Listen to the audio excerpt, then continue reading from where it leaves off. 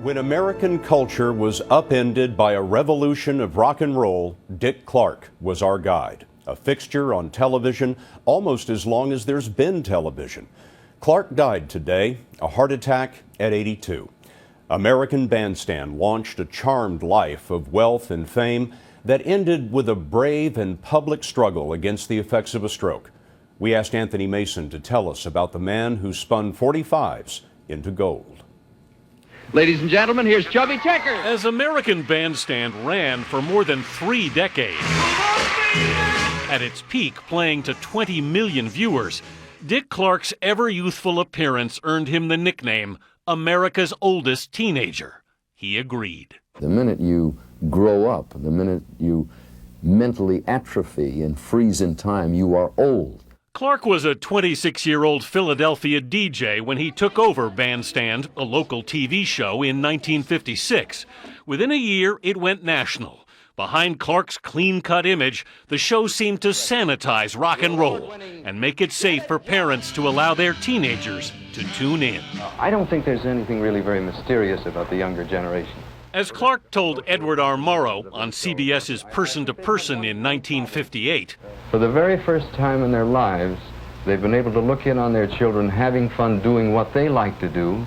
They finally got a common ground of understanding so they can talk to one another for a change.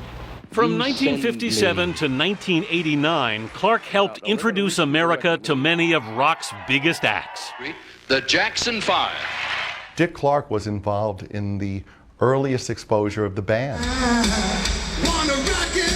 Paul Stanley of Kiss said in 2006 that Clark gave his band one of their first big breaks. His contribution to American music and to rock and roll and bringing it into the homes of America is immeasurable. He is the one who did it.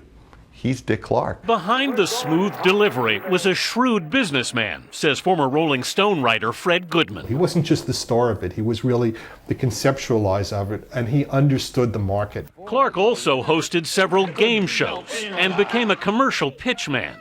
And much more.